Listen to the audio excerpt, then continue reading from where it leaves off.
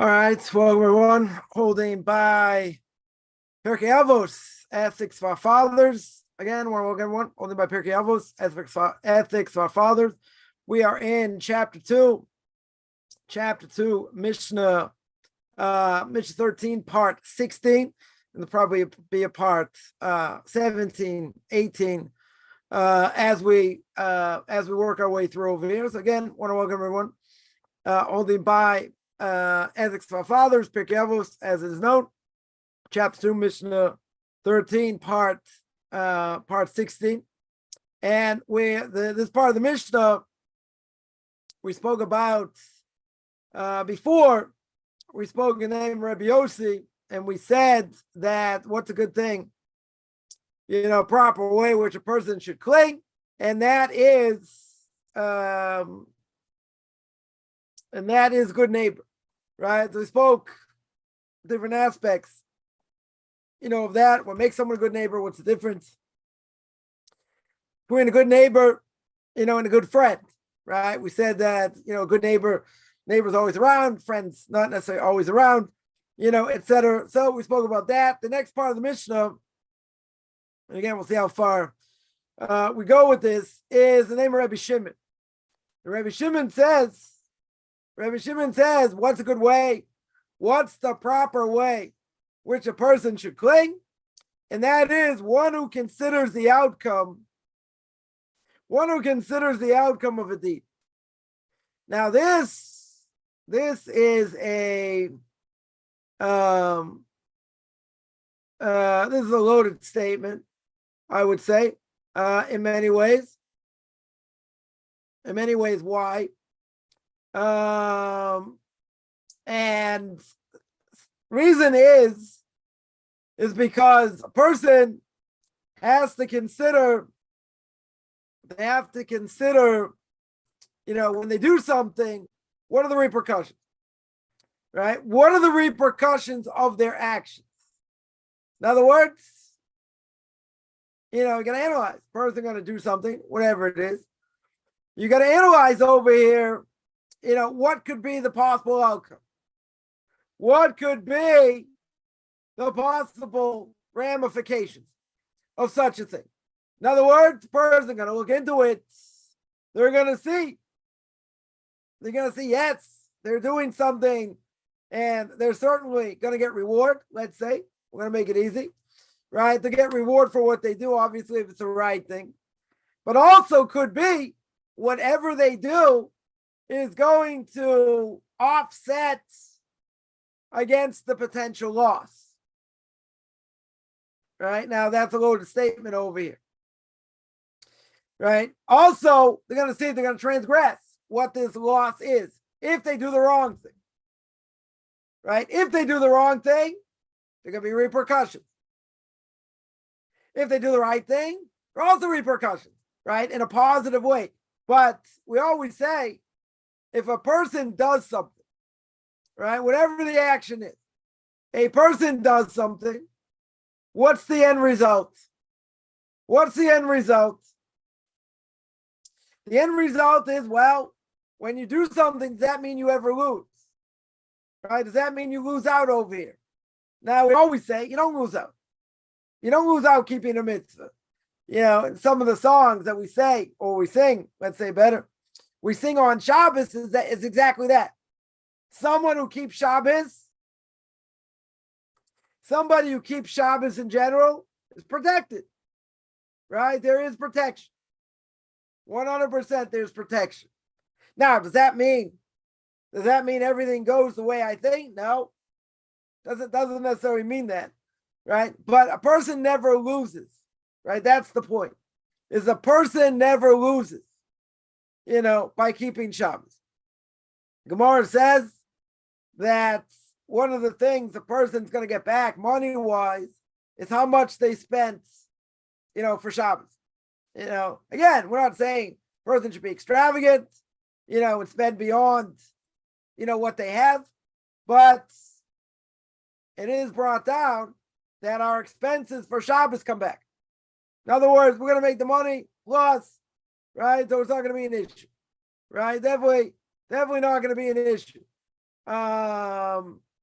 you're not going to lose, right? Again, should someone spend more money than they have? No, not saying, certainly not saying that, that they shouldn't spend more than they have, but they're going to get the money back, right? They will be compensated, for such a thing. But when a person does the mitzvah and they do the right thing, right? Forget about intention, Kabbalistic intention. A person does the mitzvah, right? They do what they're supposed to do. Normally, we'll say a person never loses. You don't lose. You don't lose for standing up for Torah. You don't lose for keeping mitzvahs.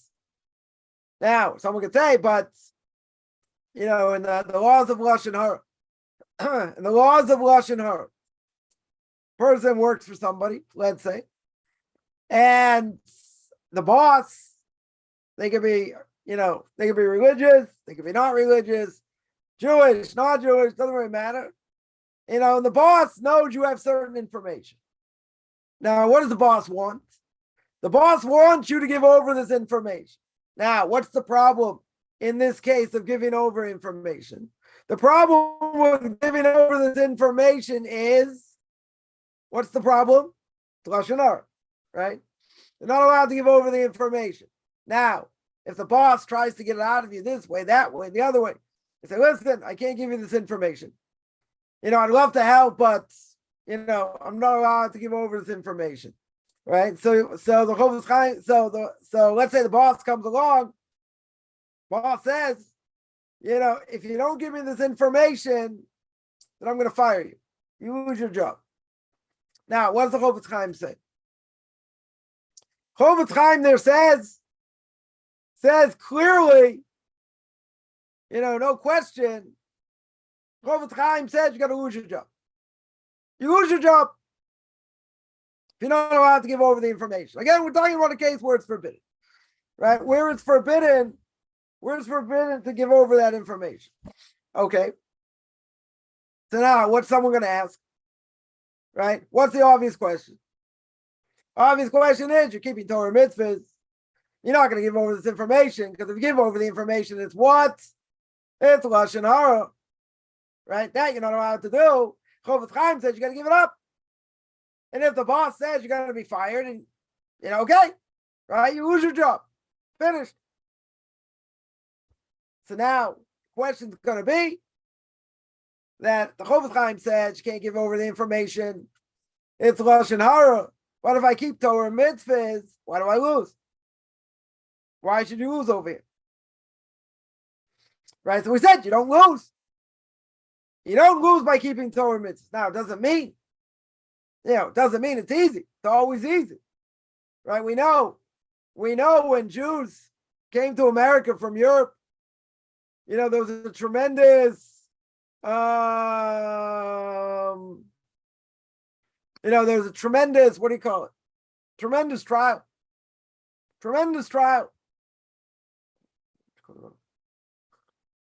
And in that trial,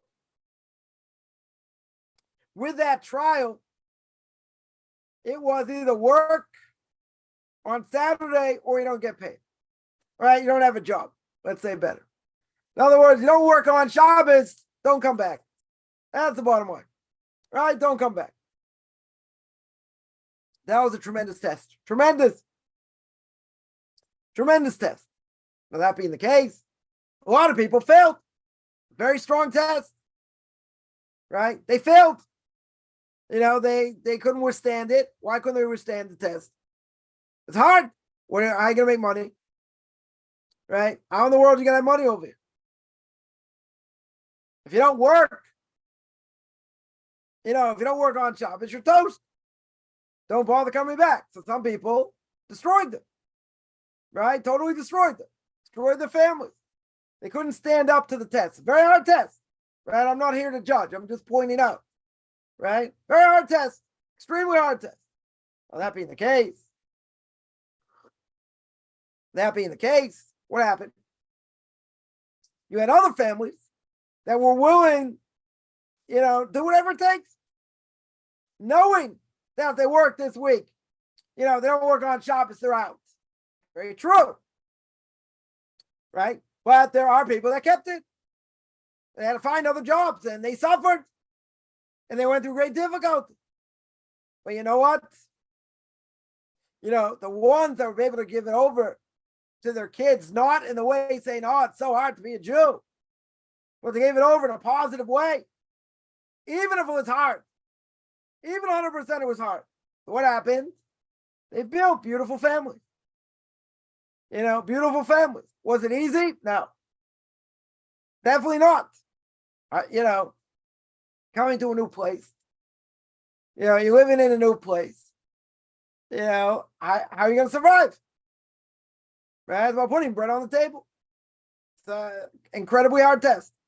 Unbelievably hard test. Anybody in America today, has it easy. Especially, if they can't work on Shabbos. They don't have this. Right? Otherwise, discrimination. You can sue. You can definitely sue. If a person gets terminated for that. But there are issues. Not going to say not. There are issues. There are issues with people that had it hard. They had it extremely hard. And it was hard for them to stand up. God doesn't put a person in a situation we can't handle. We may think we can't handle it. It's hard, right? There's no question. At the same time, a person has to realize life, everything in life is a test. For sure, it's a test. We think this is going to happen. We think that's going to happen. Something else is going to happen, right? And let's say it doesn't, and a person suffers. God doesn't put a person in a situation they can't handle, even if we think we can't handle it. Tests are hard. We're put in this world to strive, to struggle. That's what this world is. As the Ramchal says in the beginning, the path of the just, says in Derech Hashem, in the way of God as well. That's what we're here for. We're here to go through tests, all kinds of things. Doesn't matter what it is. We're here to be tested. We pass the test, very good. We don't pass the test, okay, there's payback, right? There are repercussions. There are repercussions for what we do, right? That there's no question. So you say if a person has to work on Shabbos, otherwise they're not going to get paid. They're not going to have a job. It's a huge test. It's a huge test. Shabbos, the pillar of Judaism. One of the main tenets of Judaism, can't desecrate Shabbos. 100% can't desecrate Shabbos. So if that's true, and a person desecrates Shabbos, it's like he's got the status of a non-Jew, denies God, denies the fact that God created the world. Because that's what we do Friday night. When we make Kiddush and we stand and we say, Genesis chapter 2, beginning of Genesis chapter 2, right? God stopped creating. We have this idea of Shabbos. So why do you have to stand? You stand to testify. You're testifying God created the world. You testify God's in charge, right? That's minimal attention a person should have. Friday night, you're half asleep and there's noise and this and that. That's your minimal attention. God's the one in charge. He runs the world. Very good. So a person doesn't keep Shabbos. If they don't keep Shabbos, so there are a lot of ramifications.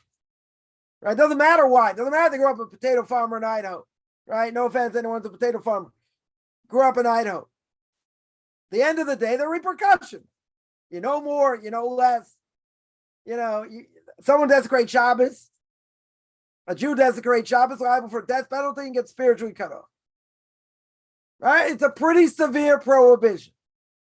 Now, person could claim, I'd love to keep Shabbos. It's my intention to keep Shabbos. But guess what? I got this thing where if I keep Shabbos, right? If I keep Shabbos, then I'm not going to have a job.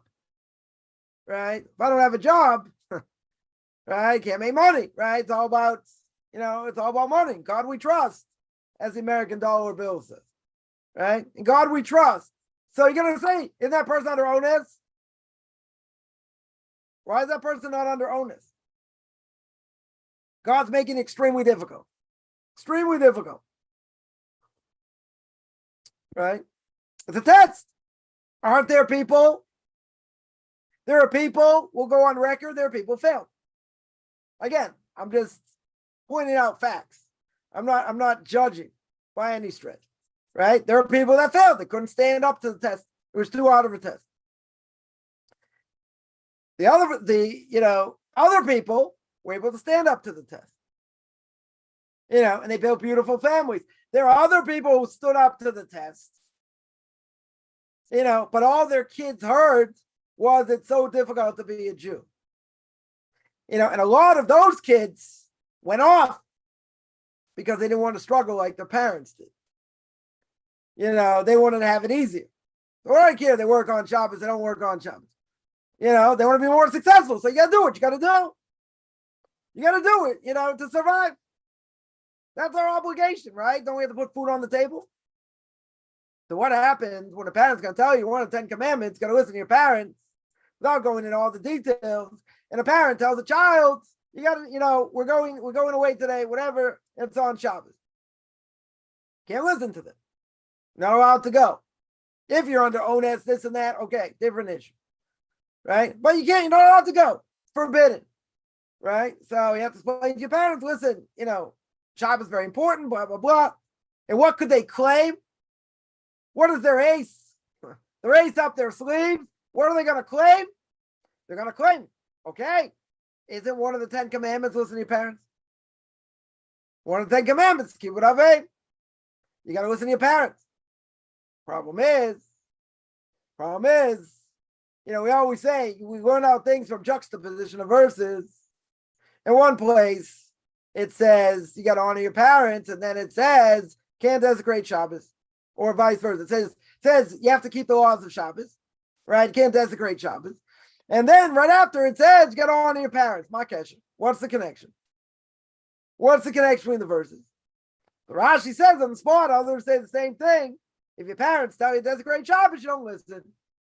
You're obligated not to listen. So keeping Shabbos supersedes listening to your parents. You have to explain to them in a nice way. It's no offense, this and that. God comes first. God comes before Kibbutz Avos, before honoring parents. So if they want you to desecrate Shabbos, you're not allowed to. You're obligated not to listen. Now, there are many things we have to listen to our parents in general. Things that are good for us, not that are bad for us. But in general, over here, they say desecrate Shabbos. I don't listen to them. They're going to claim 10 commandments. They're going to honor me. You got to keep what I say. You live in my house. Okay, certain things you can't do. Certain things you're not allowed to do. So, you got to explain in a nice way. And what if they don't take it? What if they don't take it so well? Right? Let's say they get all upset. They start yelling and screaming this and that. And say, you have an obligation to keep what I say, this, that, and the other thing. So what's the answer? The answer is you gotta be respectful. Even if they have the status of being someone who's evil, right? You can't blaspheme them, you can't embarrass them in public. Still have to have a certain level of respect. Doesn't mean they walk in a room, you necessarily have to honor them, right? The ideas of honor may go out the window, but you have to show a certain level of respect, right? Why? And this is hard because parents can do all kinds of terrible things to kids without going into all this because it's spoken about in different venues. What's the point? The point is a person still have to be respectful. But you say, I love to do that, but I can't. The Torah says I'm not allowed. Okay. Now, the issue is they may curse you out, they may curse God, they may blaspheme, they may say all kinds of things against the Torah. So you're going to say, but I caused that. I'm putting the stumbling block in front of it, right? So for a non-Jew, putting stumbling block even in front of another non-Jew, right, really doesn't exist, right? Doesn't really apply, right? But even so, even we're going to say, as a moral imperative, We don't necessarily want to put stumbling block in front of anyone. But even if a person would say, listen, I understand this is very important to you. You want me to do this, but, I follow the laws of the Torah, even if I'm not Jewish yet. I'm in the process of conversion, right? Even though it's an obligation for non-Jews to break Shabbos on purpose to show they're not keeping it like a Jew. Okay, even if they're not Jewish, now this gets into a whole quagmire here. Because if they're really not Jewish, don't they have an obligation to listen to parents? Even if they say, we want you to come to this place. You're allowed to go. You're allowed to go if there's a JIT, right? Going to be a little bit controversial here. Why are you allowed to go? I mean, it's not really so controversial. Why, right? Why? Because a person, in this case, they're not Jewish. They haven't gone to mikvah. They can still eat at McDonald's. At a certain point, I wouldn't necessarily tell people to do that, but you know what? Right before a non-Jew goes to the mikvah for conversion, they're 100% allowed. They're allowed to desecrate Shabbos. They're allowed to do whatever they want. As long as it doesn't go against the Noahide law. So somebody told me, don't tempt me with that. Not a question of tempting or not. Person's not Jewish. They could do it. 100% they could do it. Right? That's not an issue. Now, I wouldn't necessarily tell someone to do it. Depends where they're holding in the process. But 100%, they're not Jewish. They can do what they want. Right? 100%. No matter how long they've been in the process. No matter how long they've been learning. They're not Jewish. Right? So I told my Rebbe, I said, like, you would tell people to do this? He goes, do they convert? I said, no. They go to the mikvah? No. They're not Jewish. Right? They didn't convert. Doesn't matter what they feel in their heart. No offense. Because I've heard a lot of people tell me they feel more Jewish than other people than a lot of Jews. Okay. Very true. That might be true. So what?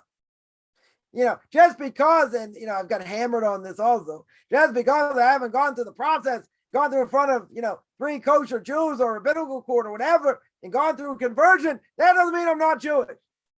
Well, we have a protocol.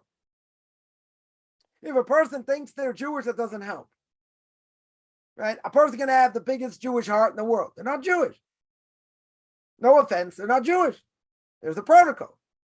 There are things that a person's obligated to do. Right? 100% they're obligated to do. So, a person is going to say, well, my parents, again, we'll say for a Jew. I mean, a non-Jew, as long as it doesn't go against the Noahide laws, they may be obligated to listen to them. Desecrate Shabbos or whatever. They want you to go. And there's nothing really holding you back from going. You just don't want to go. Or you're going to say, well, Shabbos is so important. Again, this is a little bit sticky over here. Why? Why is it a little bit sticky? Because you don't have an obligation to keep Shabbos. I don't care what the super Noahides, the gayer people say. You don't have an obligation to keep Shabbos. Period. That there's nothing to talk about. Want to keep a little bit, there's that. But if you're keeping it and keeping certain things and saying, oh, I'm going to do this and stop from doing certain categories of forbidden work, that's something else. That's a new religion. So someone's going to say, what about JIT? What about a Jew in training? Jew in training is something else. Jew in training is something else. They're learning to convert. They're keeping Shabbos in order to convert. Obviously, again, they have to do something on purpose to break it. Good? 100%. So if that's true, if they're not Jewish yet, and the parents want you to do X, Y, and Z, that's not forbidden, you could do it. 100% you could do it. Right? There's nothing forbidding it unless it's something forbidden according to what the Noahide laws are. Right? And I would say not a moral imperative. Something that's absolutely forbidden. Right? They want you to worship idols. Can't do that. They want to say, listen, we're all going to church. Can't do that. There are certain things you can't do. Other things you'll be allowed to do. Now, why do I say this gets a little bit sticky? So someone will say, but I want to keep Shabbos. I don't want to break Shabbos. Right? I don't want to break Shabbos more than I have to. Right? The question is doing things with my parents on that day, is that going against what God wants? Because, they're let's say, even if they're a Jew in training. Even if they're a Jew in training, they're not Jewish yet. They haven't crossed the threshold, right? They haven't done that yet. They're not Jewish, okay? So if they're not Jewish, could they do it? Yeah. Now they could say, I don't want to do it. goes against what I believe on a moral issue. Not that it's absolutely forbidden according to the Noahide law. But I would say a lot of things people shouldn't do as non-Jews because it's a moral imperative. Not that's outrightly forbidden. Right? It's a different issue. So now, what if a person says, I feel so strongly I can't do it? Right? Again, so you'd have to explain that. The person would have to explain that to the parents, or whoever, and say, well, we're talking about parents here. They'd have to say, listen, I'd love to do it. I can't. I just, I'm in the process of converting, blah, blah, blah. I can't do this. I can't do this on Shabbat. Right? But they could come back and say, but you're not Jewish yet. You haven't converted yet. So who cares if you do it or not? Again, it depends what it is. But also it depends how strong a person feels. So this gets, as the English would say, English will be happy here. It gets a little bit dicey. A little bit dodgy, right? A little bit dodgy over here. Why do I say dodgy? I say dodgy because they're not obligated. They're not obligated in keeping many things. So if they're not obligated, why wouldn't they do it? Right? What's the obvious answer? The obvious answer is you don't feel comfortable doing it. You don't want to do it. You don't believe in it. Right? You're too far gone, so to speak, as a JIT. Not a Noahide. As a JIT. As a Noahide, you don't have an excuse. You really don't have an excuse. You can't keep Shabbos. Right? Not allowed to keep Shabbos. And even to keep certain things, there are plenty of other things you can do. Right? That you're not holding by all these different categories you can't do. Right? So as a Noahide, it's a different issue. Totally different issue. Right? That's, that they can't say, well, the laws of Shabbos override the laws of honoring parents. If you're a non-Jew, you can't say that. Right? There's no possible way to say such a thing. There's no way to say such a thing. That is only going to apply if you're a Jew. The only question is, again, it gets a little bit complicated, and that is the person who's a JIT. If they're a Jew in training, then the question is how far they want to go. So if a person's been doing this for a long time, the parents say, come on, I want to, I want to go with you to the mall. I want to pick some things up. You should come with me, blah, blah, blah. But they don't travel, right? They don't travel on Shabbos, let's say. There are other things that they don't do. They certainly don't want to, invoke in commerce and doing business related things. That's forbidden, certainly for a Jew. So it gets a little bit sticky because the reality is you could. The reality is, maybe there's a trump card over here. Not former President Trump. There's a trump card. What's a trump card? They could say that honoring parents and listening to what I say doesn't matter if they don't have anything else in the Bible. That's the one mitzvah they hold by. Okay. Right? So you have an obligation to listen to what I say. Now, they're not going against, they're not telling you to do something forbidden. Right? This is not something forbidden. If it's not something forbidden, then a person can do it. But I'm just saying, what's their argument going to be, potentially? They can say, you're not Jewish yet. You don't live in a Jewish community. All these other things. But a person can come back and say, but this is what I believe. Even though I'm not Jewish. These are my beliefs. This is what I'm doing, and I'm not changing. Now, they could say all kinds of things after that. You're not Jewish. You haven't gone to the mikveh. You haven't done this. You haven't done that. Right? So you're still not Jewish. Doesn't help. You just, you're just saying religion's more important than me. See, they're going to make you feel guilty. They're going to make you feel bad. Right? They're going to tell you, come on. And someone told me, they say, what? There's more, isn't there anything more important than God? And that praying and learning? No, there isn't. There is nothing more. What's more important? The World Cup? What's more important? Politics? A movie? Sports? What's more important? Right? That's why I throw back. Someone said that. Oh, is there anything more important than God and praying and learning? No, there isn't. Right? There's nothing more important. But let's get to the crux of the issue here. Right? Well, what's the point? They're not necessarily doing it because, I'll make it easy. They're not doing it because they want to uproot you from keeping Torah mitzvahs. That's not why they're doing it. They want you to come out with them because they want companionship. That's what they want. They want you to not necessarily be like them. They want you to go out, whatever. If they're doing it because, they want you to go against Judaism. Now, in this case, you're allowed to, because you're not Jewish yet. Right? You're certainly not Jewish yet. And for a Jew, if a non-Jew would put a gun to your head, to a Jew doesn't apply to a non-Jew, and they say, I want you to pluck this blade of grass on the Sabbath, which is forbidden. Now, if they say that because they want to uproot your religion, they want you to go against what your religion tells you, then what do? You're obligated. You're obligated to give up your life. Nothing to talk about. Nothing to talk about. You have to give up your life. If they're doing it to make fun of you, you don't.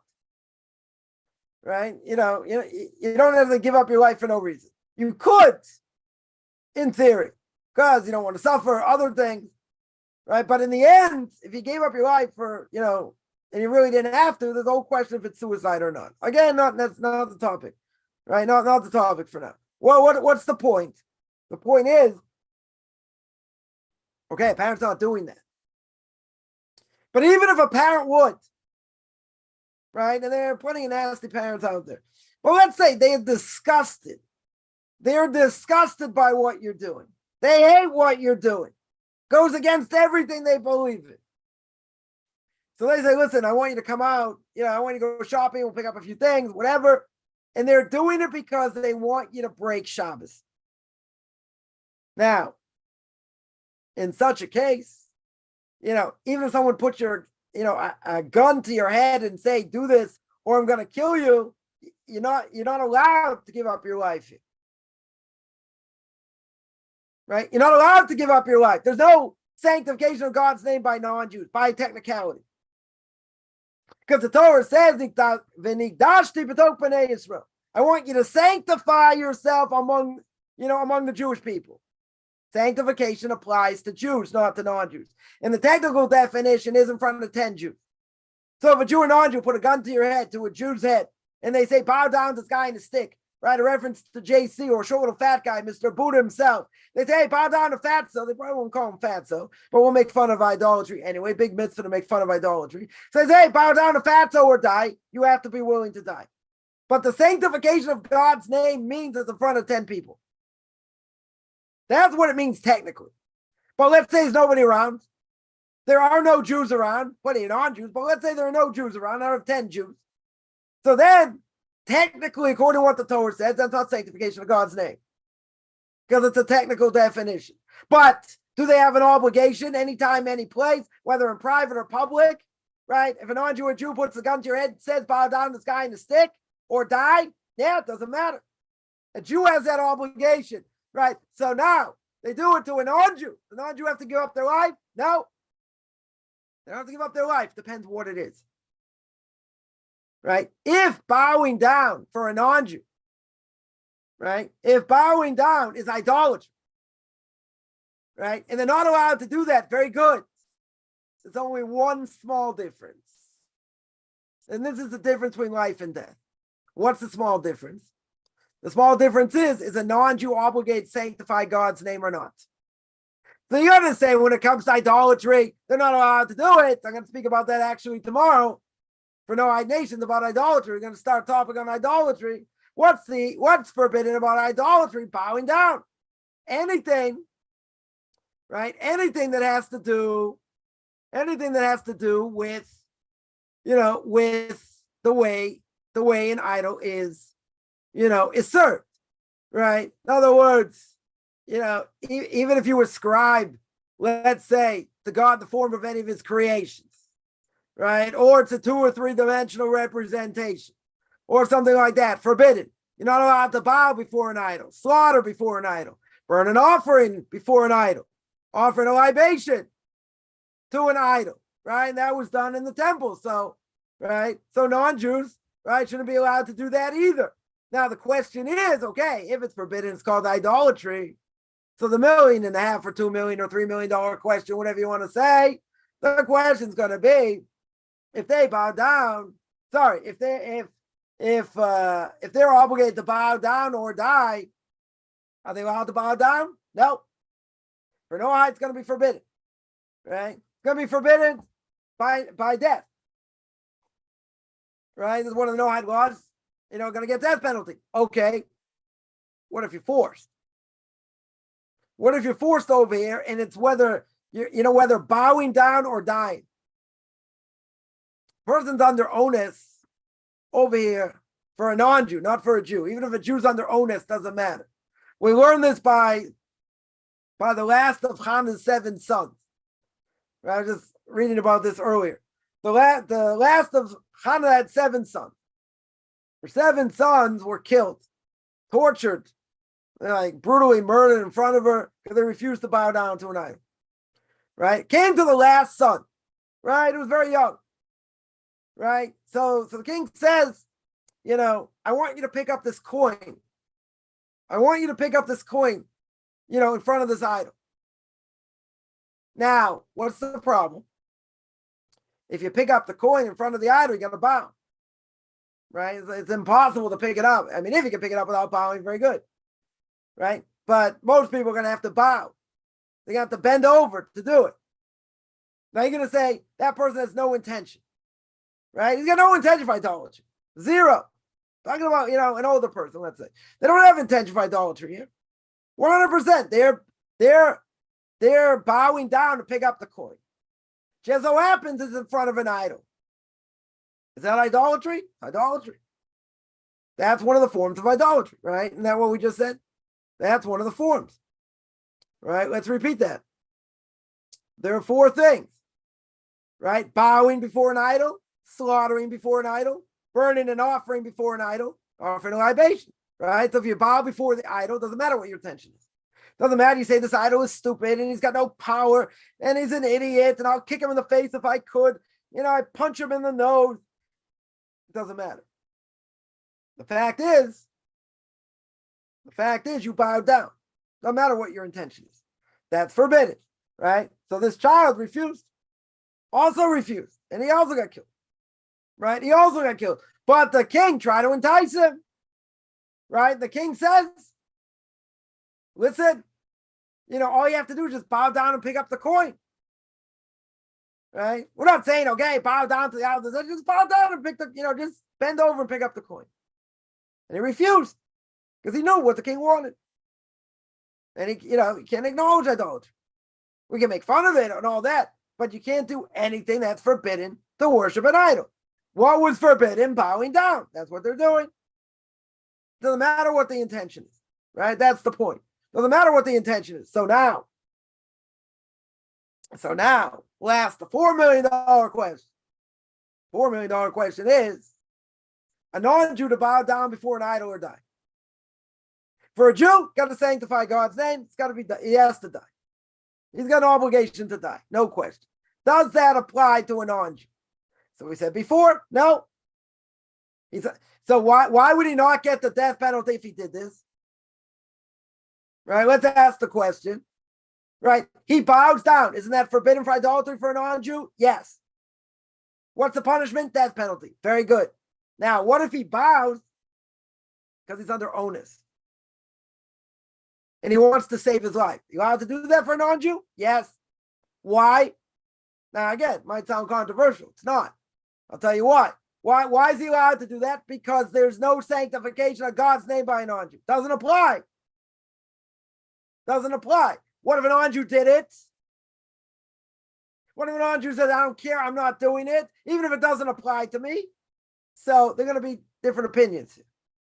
One opinion is going to be for sure, gave up your life, you didn't have. That's suicide. Even non-Jews not allowed to commit suicide. That's suicide. You can say, why is it suicide? Maybe he's not going to kill me. You don't know. Maybe he's going to have mercy. Maybe he won't kill me. It's not a certain death. Maybe.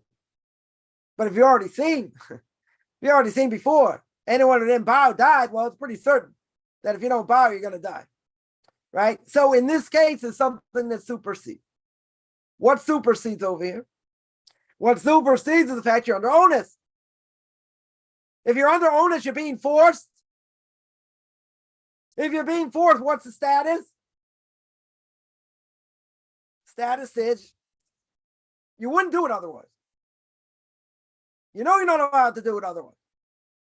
But who says that to give up my life? Who says I have an obligation to sanctify God's name? I don't, right? A non-Jew does it.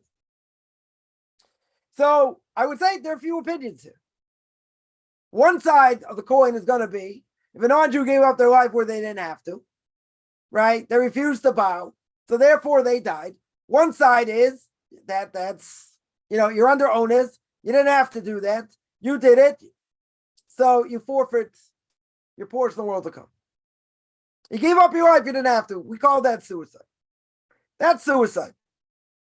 Now, the other side would be, okay, a non-Jew decided to give up their life. They didn't have to. They weren't obligated. They really shouldn't have. But at the same time, they did a meritorious thing. Because they didn't want to give in over here. They didn't want to bow down. Because idols make them sick. Make them want to puke. Right? So if that's the case, the other side will say, why would they get, why would they not have a portion of the world to come? Why would that be called suicide? They're standing up for God. They don't want to bow. But they're under onus, okay? But even if they're under onus, this side will be lenient. And this side will say, like, what do you expect over here?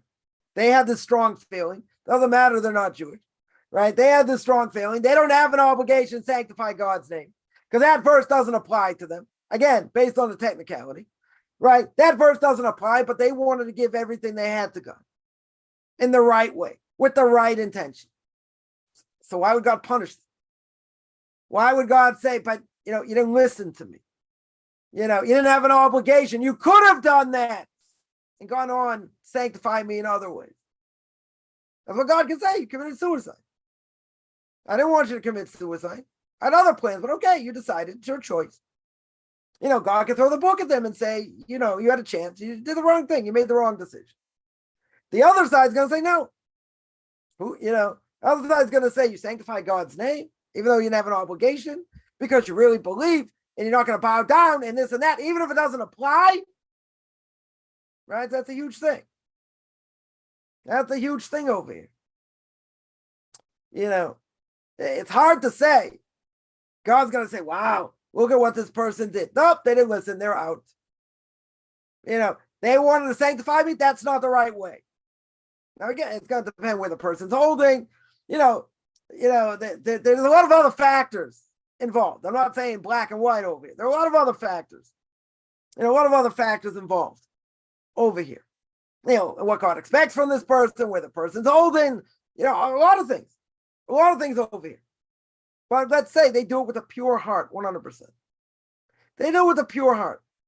They're gonna get slaughtered, no pun intended. They're gonna get totally slaughtered over here for what they did. That's hard to imagine. That's hard to imagine, but it depends. It depends. Even if someone does something for the sake of heaven, right? Spoke many hours about the sin of Nadav and Avihu, right? In Leviticus, chapter 10. Spoke a lot. You find it on my Facebook, my Facebook page, Michael Chaim Kaufman, if you're on Orthodox Conversion Judaism, or you're on Orthodox Conversion Judaism on YouTube. Spent a lot of hours going through what the sin was. Many different options, what exactly happened. But, we'll sum it up like this. It was an auspicious day, right? Inauguration of the tabernacle, inauguration of the Mishna, right? Unbelievable day of holiness. So what do? They had this epiphany.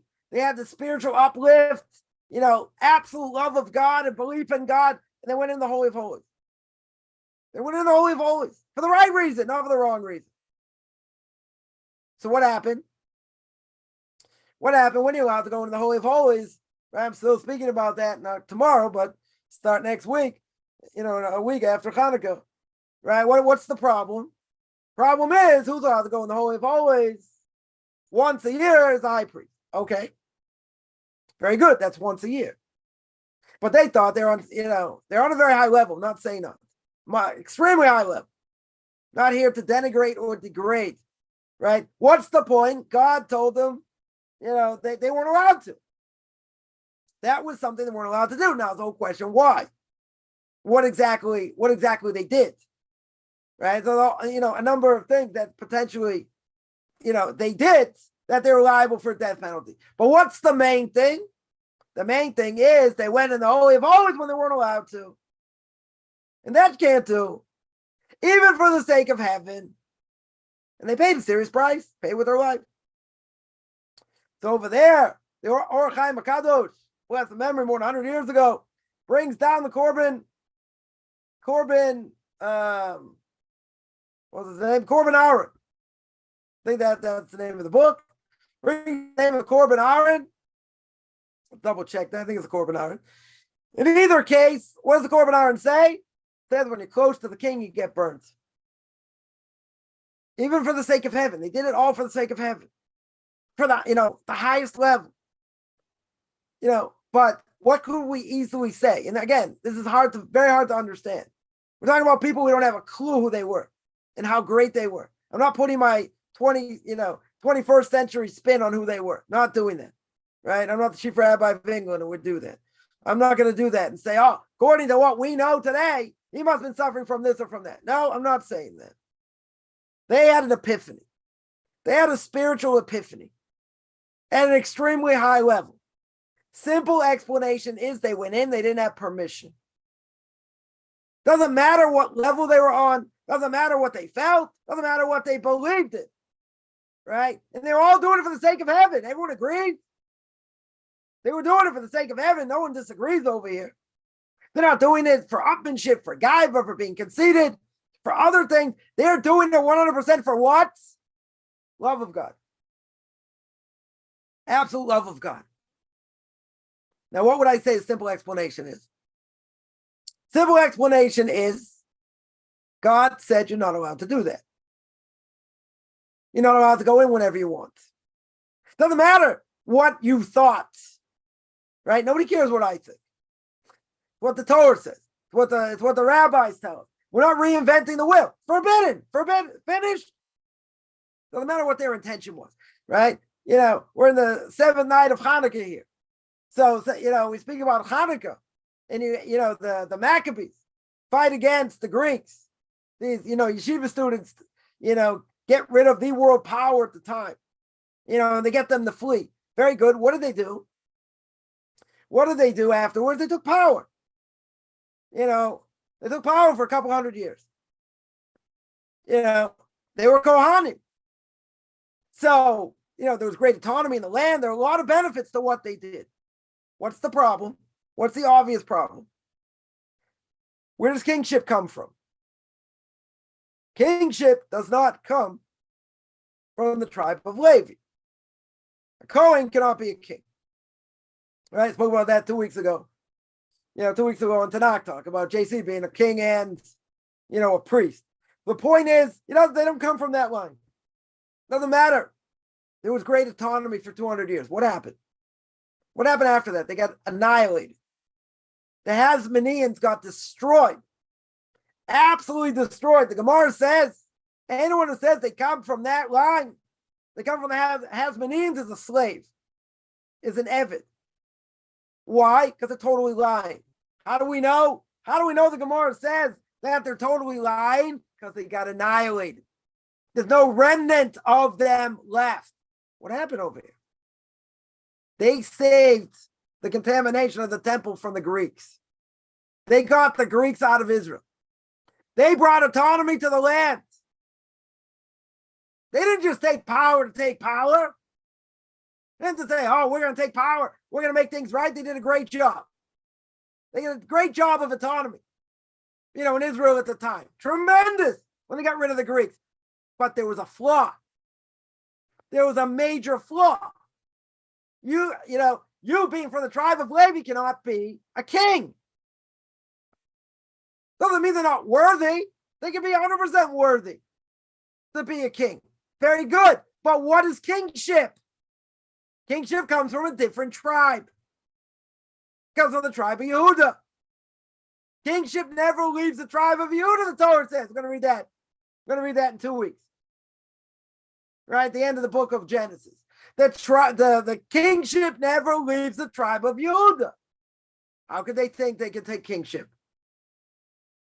What were they thinking? You know what they were thinking? Get rid of the Greeks.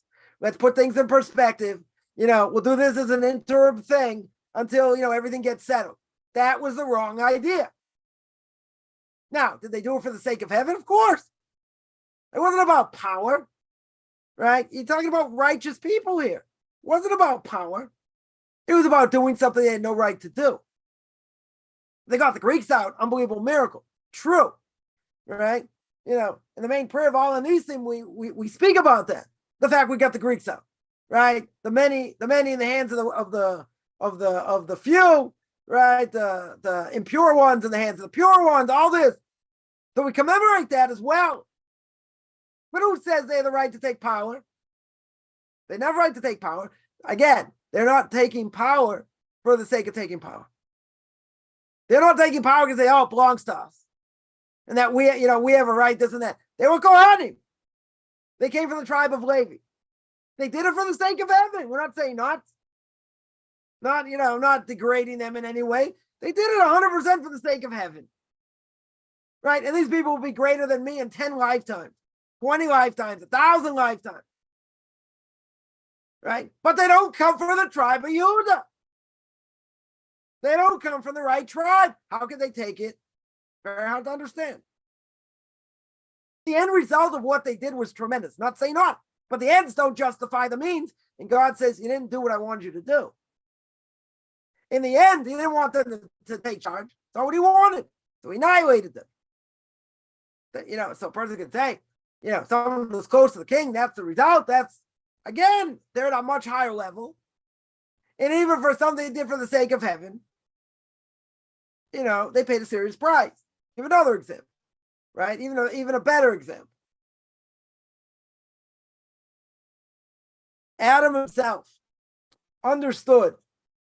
He understood evils outside, right? He understands what to stay away from. What's bad.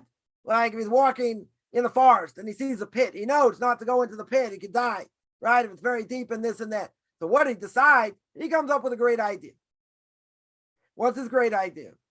His great idea is I put evil inside of me, i.e. if I eat from the tree, every time I do the right thing, I'm going to elevate my body and my soul, right? I do the right thing, elevate the body and soul. If I do the wrong thing, God forbid, I'll debase the body and debase the soul. Now, if I do the right thing, doesn't it mean exponentially, right? By going in the right way, I'm going to get reward that's, multiplied by infinity, 100%. 100% that'll be the case. But the problem is, what's the obvious problem? When you do the wrong thing. So when you do the wrong thing, what's going to happen? Exponentially, you'll be punished. And you'll be severely punished. So God says, okay, you had the right idea. You had the right idea. Right? I'm not going to disagree. You had the right idea. What's the problem? This is the obvious problem. The obvious problem is God said, I didn't create the world for that. He said, I didn't create the world for that. This is what you wanted. This is essentially what, I agree. What you said is true.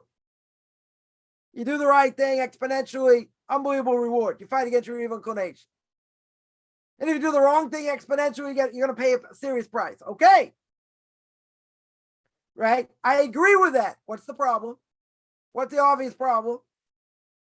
Obvious problem is I didn't create the world for that. I didn't want you to do it, but okay. Well, I understand. You were going to do it. So there's a serious price. What's a serious price? Serious price is he brought death to the world. When a person's born, the clock is ticking. That's the bottom line. Clock is ticking. Right? So it's brought down. According to Kabbalah, a person dies. First person they see is Adam Arishon. See the first man. See Adam. And you have to say, because of you, I have to go through this. And he nods. He brought death to the world. It's not a Jewish concept. So that's part of his atonement. But everybody has to go through that process. That's why, Adam and Eve and everybody kicked out of Gan Eden, out of paradise. Why are they kicked out of Gan Eden? Because they can't eat from the tree of life. And then they eat from the tree of life, fame. They're going to live forever. Problem. They have to go into the ground until God kicks them out. That's one of the things we can guarantee in life. right? Two things are guaranteed. Death for sure, taxes. Not necessarily in that order. That's guaranteed. Everyone's going to die at some point, right? So again, we have another example where someone had the right idea, had the right intention. People say, well, everything's good with, good intention, but, they did it for the sake of heaven. That's what God wanted. So it's not about what I want, right? See, people make this mistake. They go, oh, you do this, you do that. It's not about what I want. It's about what the Torah wants. It's about my obligation. My obligation to God. Jews and non-Jews do not have the same obligation. So a non-Jew, again, for the sake of heaven, can say, I'm not going to bow down to this idol. I'm certainly not going to do it. And it's against idolatry. True. You're not allowed to bow down, right, as a non-Jew. Very true. But if you're being forced into it, otherwise you're going to die. And let's say there's a guarantee you're going to die. Who says you got an obligation to sanctify God's name? No obligation. Zero. They're not obligated. A Jew would be obligated. And if he didn't do it, he bowed down anyway. So, okay, that's a Torah prohibition.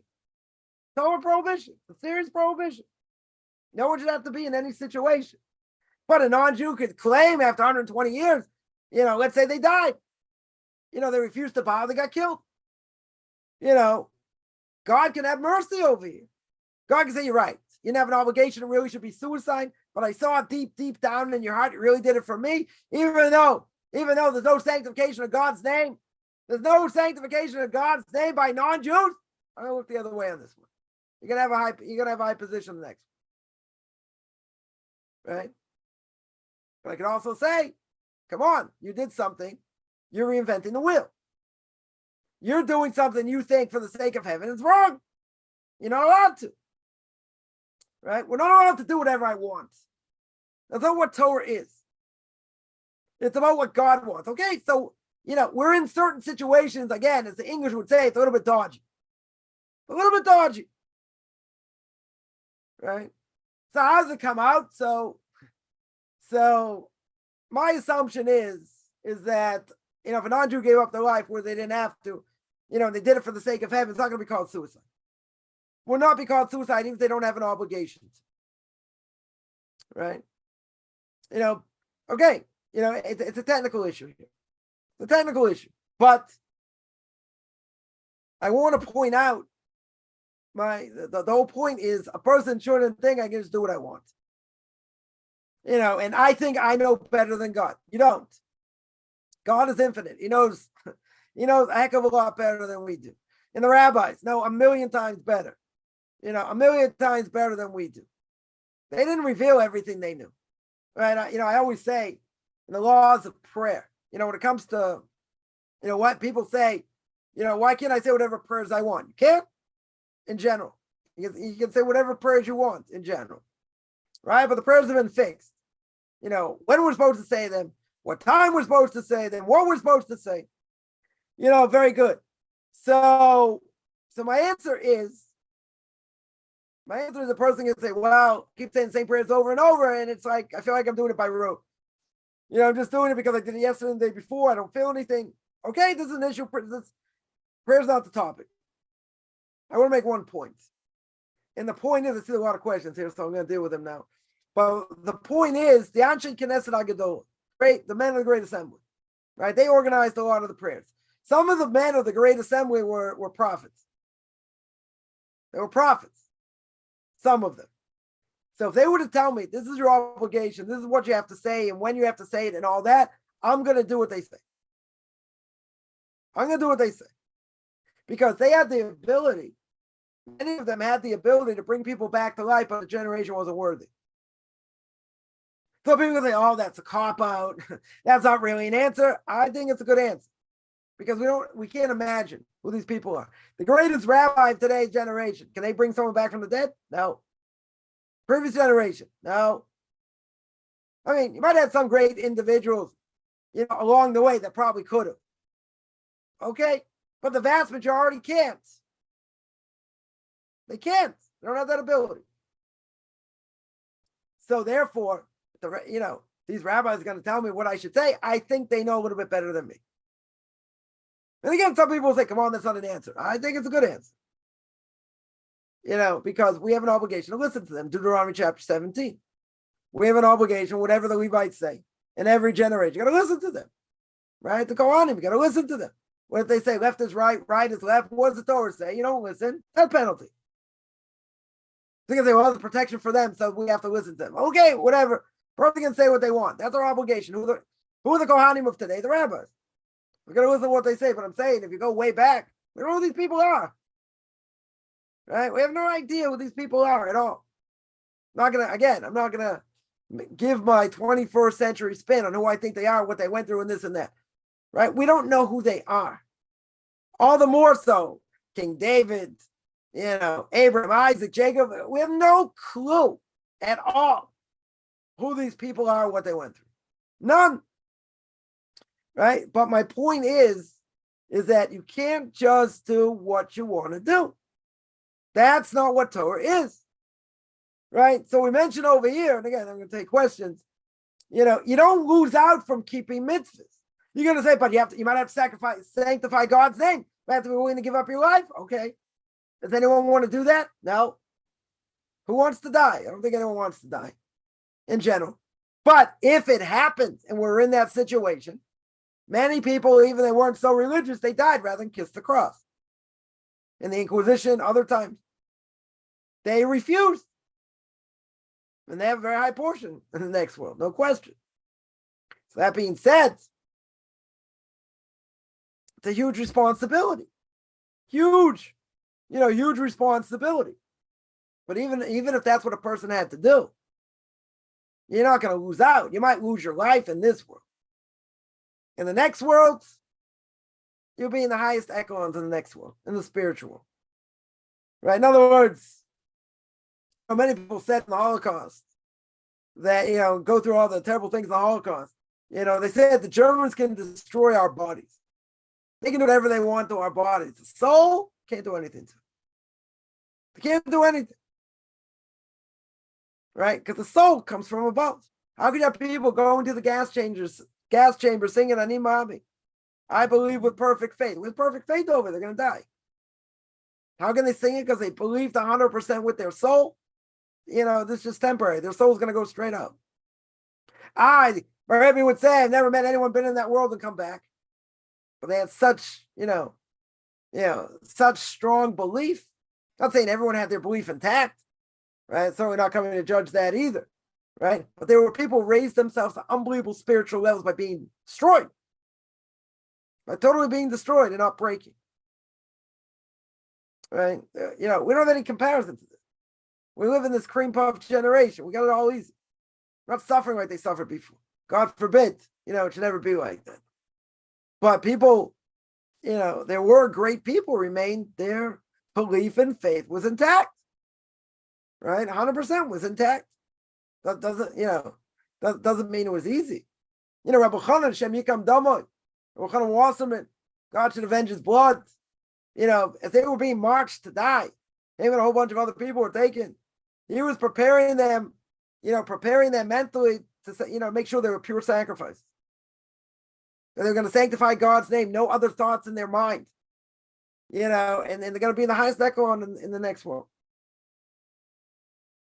Does anyone want to go through? Is anyone signing up for that? Nobody's signing up for that. Nobody wants that, right? But if it comes to that, certainly for a Jew, 100% their obligation is, I believe with perfect faith, and if you have to die, you have to die. You have to die sanctifying God's name. That's what it is. Am I waiting? Is the person waiting every day for that? No. Is that what they want? No. But if it happens, and that's their obligation, then that's what they'll do. Now, what if someone refuses to do that? Okay, different issue. They'll pay a price in other ways, even if they don't bow down and they survive. Right? Plenty of people did that and they assimilated, totally assimilated out. Right? Again, nobody should go through these trials, but the point is their obligations. Their obligations if certain things happen. Yeah, I want to take some questions here. A lot of questions here. Someone asks, I think I covered that without saying it. What are all the cruel things children have suffered, especially in the Holocaust and sex trafficking? Is that not more than they can handle? Well, I'll give you an example. The Gemara says during the time of the Second Temple, there were kids on a boat that were being taken to Rome, right? And they understood they're going to be used, for immorality. So they decided, rather than be used for immorality and be abused by the Romans, so what they do, they all jump, 400 kids, all jump overboard and drown. So we learn out from that, as my Rebbe would say, we learn out from that a person doesn't have to go through excessive suffering if they know they're not going to be able to withstand it. That's not called suicide, right? Even though the Rambam says nothing over there. The Shulchan Aruch, the Code of Jewish Law, says nothing over it. He says that's how we hold. That's how we hold. So now, person will say, well, didn't they suffer? Yeah. All these people died suffering. Some more, some less, whatever it is. A lot of them suffer, right? That is true. That is true, right? But, so the question is that not more than they can handle? That's a decree. When we say, a person goes through certain things in their lives and they can't handle it, if it's a divine decree, that this is what a person's going to go through. Now, that divine decree would have nothing to do with you. What do you mean? In other words, the soul that's in that body has to go through this. That's a divine decree. They have to suffer in this world, right? Whether they get abused, other things. Not saying they asked for it, they did anything to cause it. Let's make it easy. Let's make it easy. They didn't do anything. They didn't do anything to cause it. Person who's born mentally challenged. Is that their fault? Not their fault. And nothing to do with them. It has to do with their soul. Their soul has to suffer in this world and go through this in order to get fixed up. Okay. Is that more than they can handle? Their soul has to go through that. That's a divine decree. Right? There's not a question they can handle it, not handle it. There's punishment. There's punishment over here. So, if there's punishment, that has nothing to do with being a decree they can't handle. Something more than they can't handle.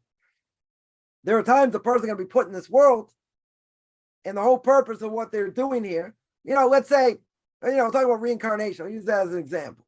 Let's say someone, is very haughty, is very conceited and this and that. And what happened? They come back in this world to get fixed up. How do they get fixed up? God puts their soul into a rock. Now, can a rock do anything? Can it affect anyone? No. What happens to rocks in general? They either get crushed up, get kicked around, or get thrown around. So it could very well be, someone comes back into this world, gets reincarnated in that and suffers that way. Totally suffers that way. Right? So you're going to say, okay, we're not talking about that. Right? Probably a bad example. So what, a person gets abused sexually, right? They get through, they have to go through sex trafficking, other things, right? Again, it's not in their control. Let's say it's a child. Is that in their control? They're not in control. Totally not in control. So you're going to say, isn't that putting them in a position they can't handle? Yeah, it might be. But why are they put in that position? So I'm going to be bold here. Why are they put in that position? Because that's what their soul has to go through. It's a decree. They don't have a choice. They don't have a choice, right? Sickness, they don't have a choice. They get it. How'd they get it?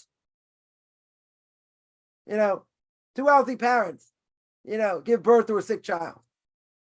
How do we explain that? We don't. It has to do with their soul. It's not punishment for the person because they're not liable, right? Because they're a baby, right? Certainly a baby, right? Or at least till the age of 20. So a person's born like that's not their fault. Totally not their fault. So in this case, if it's a divine decree, then this goes out the window. If the person has to suffer and that's part of fixing up their soul, it doesn't matter if they can handle it or not. That's irrelevant. Why do I say it's irrelevant? Because God is declaring on them they have to go through this and they have to be punished.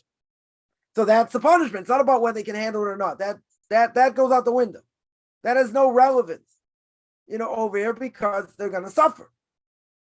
They're going to suffer in order to fix up their soul, right? So, the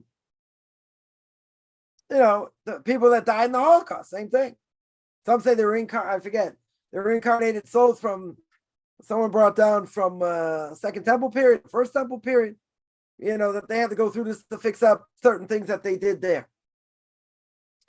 And that's why they had to, go through this grueling punishment, etc. The bottom line is we don't know. That's really the bottom line. But, if you're going to talk about the soul and what the soul has to go through, and there are a lot of things that we're not in control of, right? If we're not in control, then it's not about putting a person in a position they can't handle. Because God put them in that position for a reason. So it doesn't matter. They can handle it, they can't handle it. It's irrelevant. It's a divine decree to fix them up. That's the answer. Right? That's what I would say. The next question is, which is better, to avoid sin or do a good deed? Well, you really need both over here, right? But I would say doing a good deed, if a person, let's say, sits around and does nothing, and they don't sin, that's okay, that's good. But doing a mitzvah is better. You need both. I'm not saying not, but if you're going to say which one is better, I'd say doing a mitzvah. Doing a mitzvah is better. It's good to stay away from bad things, right? The verse in Psalms chapter 34, right? It talks about not speaking Lashon Hara. It says, go away from evil and do good. I mean, you really need both, right? You need to stay away from evil, that's for sure, right? But, we're all about action. We're not necessarily about being passive, right? Judaism is about doing things, not just about thinking, thinking about ideas and whatever. It's about action. It's about doing something or not doing something. So I'd say action is greater. Action is greater than staying away from sin. Someone asks, duty to the heart's gate of trust. Sha'ar Bitachon. Chapter 3, 37. Says it's necessary for a man to be compelled to work. Yeah. Okay. And it's a form of compassion so man won't seek what is beyond him. Yeah. So what does that mean? Person got an obligation to work, right? We got the curse that man is cursed after Adam and Eve eat from the tree, that instead of having everything given to us, we have to work for it, etc. It's a form of compassion. Yeah. So let's ask, what would happen if all our needs were taken care of? But it's always good to ask a question with a question, right? What would happen if all our needs are taken care of? If all our needs are taken care of, are we going in the right path? Are we doing what God wants? Or are we living off the fat of the land? Right? Let's say a person works, they make a ton of money. Let's say they make an absurd amount of money. An athlete, actor, actress, whatever. They make a ton of money. People in business, whatever it is. They make a ton of money. Right? So let's say they make a ton of money. Are they especially close to God? Probably not a lot of them. Why? If the person has 100, they want 200. They have 200, they want 400. They're never satiated. Money never satiates. Right? So, if that's true, they're going to be the first to say, I did it all myself. I don't need anything. I got power. I got ego. I got all these things, or ego, as we say here in Israel. Right? I got all these things going for me. Very good. But they have nothing to do with God over here. So therefore, if all my needs were taken care of, and I didn't have to work, and I didn't have to do anything, right? Get all the money in the world, got servants, I don't have to lift a finger. Don't have to lift a finger, right? Why is that a problem? It's an obvious answer, right? What's the obvious answer? The obvious answer is that if all our needs are taken care of, we're not praying so well, are we? We're not keeping what God wants, are we? Because we're just doing whatever we want. So therefore, it's a chesed. It's an act of loving kindness, what God does. Because otherwise, if we have everything done and everything taken care of, we're not working so hard. We're not working on our faith, are we? Imagine someone's got to come up with a lot of money. They have no idea where it's going to come from. They have no idea. They got bills to pay, other things. They have no idea where it's coming from. They're gonna take all the stops to take care of things, right, the best they can. And if that's true, then they're gonna pray a heck of a lot better, right? They're gonna know, okay, this is a test, very good.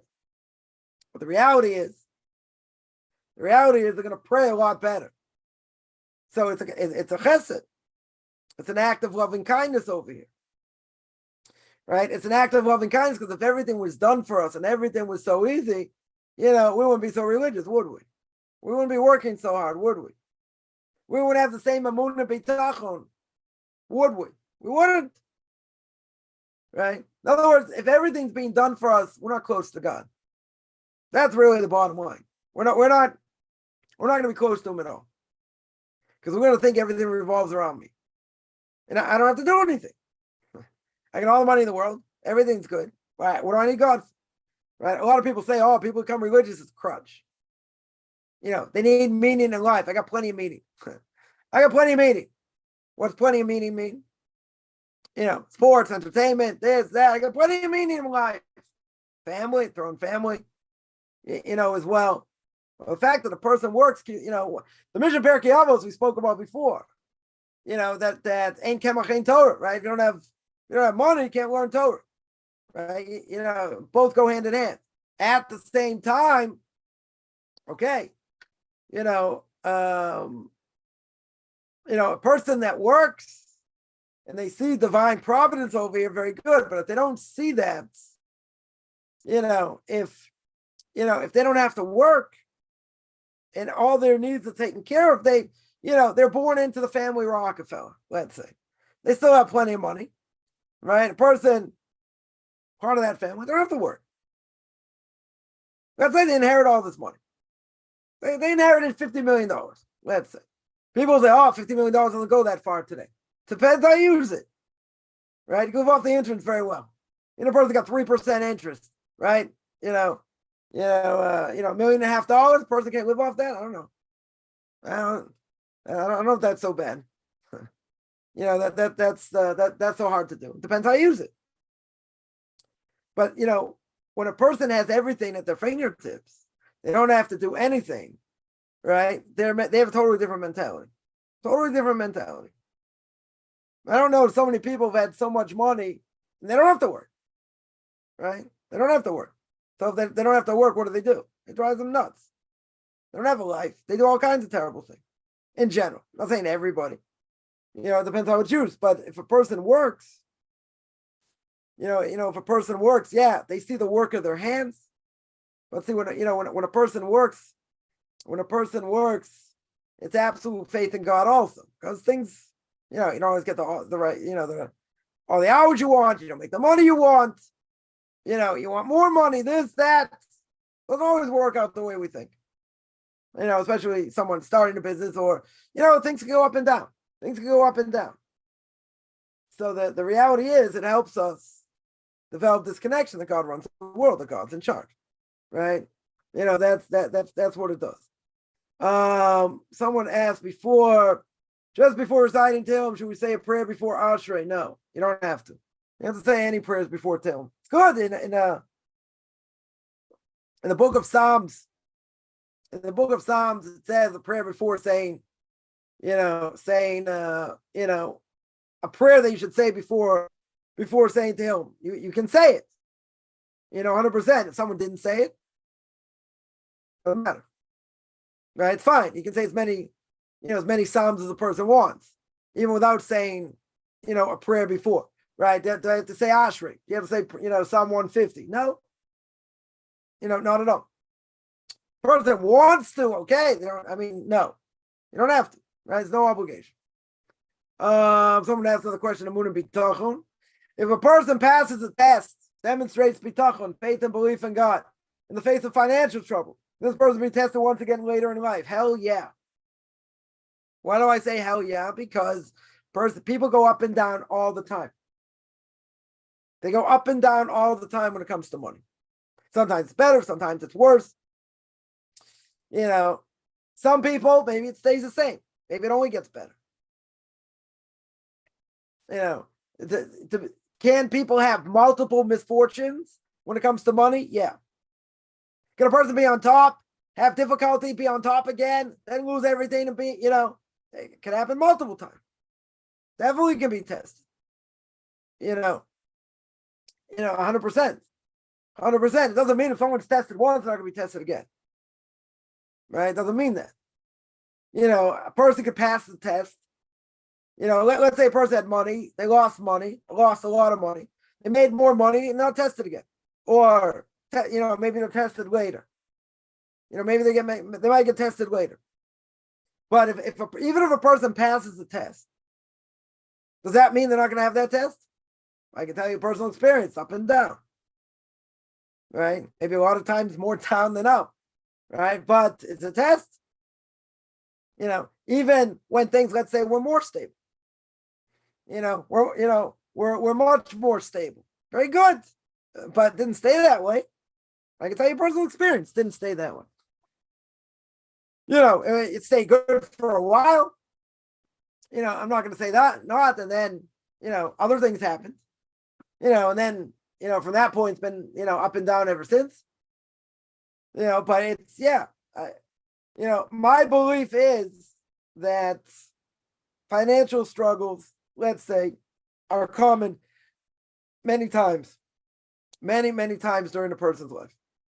Person can be successful. Let's say, they can have money and, whatever. But, comes to marrying off kids, even if you're surviving, marrying off kids, totally different thing. Totally different thing. And everyone's in the same boat. You have to marry off your kids, right? So, and wedding halls are always packed. Every night. It's amazing. People marry off their kids. How they do it. Satmar Rebbe, blessed memory, once said, that's the greatest miracle. In Israel, it wasn't the 6-day war. Greatest miracle is how ultra-Orthodox Jews marry off their kids. That's a pretty big miracle, right? I married off 3 in the last 5 years. Pretty miraculous, in a lot of ways. But, again, it's one thing. Person's making a living, they're living, maybe they're scraping by or whatever. But at the same time, person got to, let's say a person got to make a wedding, boom. That throws everything off. But even without that, there are other things that can happen. A company could be successful and then downsize. Forget about COVID. Things can happen. They get too big, too fast, etc. So a person could be stable and then boom. How many people stay at the same job for 20 years? Right? I don't think it's a very high statistic. People move around, things happen. Business may go under, many things can happen. So can it be more? So short, long answer is, can a person be, if a person had difficulty money-wise, can a person be challenged later? Sure. A person can have ups and downs all the time. It's a story about somebody that, whatever, made a lot of money and then suffered. Then suffered and came back. People in business, happens a lot. They might do very well and then they might do really bad and then they might come back. Or, however the ups and downs come. But it definitely happens. Is it common? I would say yeah. I would say common. Even somebody, who has a lot of money and then something happens and they may have to declare bankruptcy, but they build themselves again. It definitely happens more than once, for sure. Again, I shouldn't say for sure. Some people may be successful. They may continue to be successful until they die. They don't have that trial. Okay, they may have other issues, whatever they may be. Okay, right? But I would say a lot of people go through ups and downs. A company that they're with can be around for a long time and struggle. Then at some point struggle, they might shut down. And then everyone has to scramble, right? Or let's say they have to downsize. So people have to find other jobs, or whatever. There are things that can happen, or maybe a person did it to themselves and they get fired, they have trouble finding a job, and they were successful before, and now they have difficulty. When it comes to livelihood, it's very much up and down. Very much up and down. Again, some people have it easier in some ways, and maybe for a long time, and then not. Or some people could continue strong. Maybe for a long time. They don't have such a downtime. The question is what you call a downtime. Right? Let's say they're strapped for money, but they still have plenty of assets and other things. So, so that's different. But they need, let's say they need cash, but they don't have property or whatever. So, there are different ways of looking at it. But yeah, I would say to the person, if a person overcomes that, and then are they going to be tested again? Very well be. Very well could be. I mean, I'm not God. I don't play him on TV, but I would say that a lot of people, even if they're doing well, they have setbacks. They definitely have setbacks and can be, they can certainly, have, be tested, by money. As we said before, marrying off kids is a good example. Unless the person got a lot of money stashed away. They put a lot of money away, to marry off your kids. Okay. Right. But, if not, if people just barely surviving, how they marry off the kids is a miracle. Right. There's no question. And that throws everything off because you got a lot more expenses. You got a hall, you got flowers, you got bands, you got pictures, video, food. I mean, a lot of that was part of the hall. Whatever. It's a lot of expenses. You can do it, skin tight and, meaning you do it, cheap in a certain way, but still, it still adds up. Definitely still adds up. I'm not gonna say it's for free. It's certainly not for free, right? It's not gonna be what it is necessarily in the States, in different ways. Here in Israel, you can make, a simple wedding, let's say for $10,000, right? Give or take, right? You can make a simple wedding, etc. You also have to come up with the money. And if people are making less money, it throws everything off. And someone I learned with, I think, married 3 kids 1 year. Doesn't have any money. How do you do it? Miraculous. That's what it is. So that even, again, even if a person's doing relatively well, the person has to marry off for kids. That's not gonna be so easy. Definitely not going to be so easy. So are there ups and downs after a person's been successful? Yes. There certainly can be. Could it be that if someone overcame the challenge, they wouldn't have the challenge again? Could be. Could very well be. Would I bank on it? No. I would say people are going to have that test at some point. They may not think so. They may not, they may think, they get all the money and this and that, and then anything can happen. You have no idea. Person could get sick. Person could get sick, and now they need all this money. And then that's where the money goes. Or a lot of the money goes. Someone could be successful. I'll give an example. I know somebody, that whatever, made a good amount of money, put it in an IRA, and the IRA got messed up. I don't know, someone mismanaged it. I don't know exactly what, but they're basically left with, very little afterwards. So, I can't even imagine such a thing. Imagine somebody worked, 30 years, 40 years, money's being put away, this and that. That's going to be their nest egg when they retire. And then the nest egg's gone. Then most of it's gone. You say, what happened with that? So I can't answer. They were just destined. God took the money away. Why? Any number of reasons. Doesn't matter why. God took it away. And then he took it away in that form. So wouldn't you think a person would be rip-roaring mad? They could have bought real estate, could have done other things, maybe with this money. Right? Well, they put in this IRA. IRAs are pretty safe in general. But they got messed up. Why did they get messed up? You know why? Because God wanted them to get messed up. So here they were doing relatively well, this and that, and then they had a major overturn. Major overturn. Now, are they gonna regroup financially? No, it's too late. They're not going to be working full time and this and that's too late. How are they going to survive? That's a good question. But, that trial's done at that point. Are they going to recover? No. They don't have any other money coming, and let's say parents are dead. There's no inheritance. It's nothing. So they're not going to come back. I would venture to say most people are going to be up and down, right? That's what I would say. Some more, some less, whatever. But just because you pass the test now does not mean you're not going to get tested later. That I wouldn't say that means that. It may not be. Like I'll give you a blessing. You shouldn't have to go through it. And from now on, once you pass the test, okay, you shouldn't have that test again. I don't think that's a blessing in vain. Definitely not a blessing in vain, but I wouldn't bank on it 100%. Hopefully the person never comes to it. But you know what? King Solomon says in Proverbs, we say this a lot. King Solomon says in Proverbs that you don't know what today's going to bring, you don't know what tomorrow's going to bring. You have no idea. We have no idea.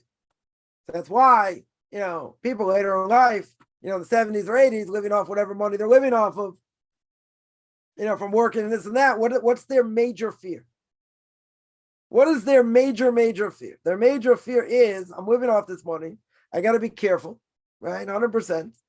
You got to be careful because you don't want to spend too much, then you don't know what's going to be. They have the fear of the unknown. Spoke about this last week in Duties of the Heart, or 2 weeks ago. They have fear of the unknown. They might have a lot of money now. They don't know what's going to be, though. Person could be in their mid-80s. It could live another 10 years. They certainly could. Right? So, they want to be careful. Okay. But what are they afraid of? If they have the money in the stock market, they're afraid stock market goes down, whatever. Okay. Right? But let's say it's relatively safe. What are they afraid of? They're going to use it. They want to be careful because what if they need it one day?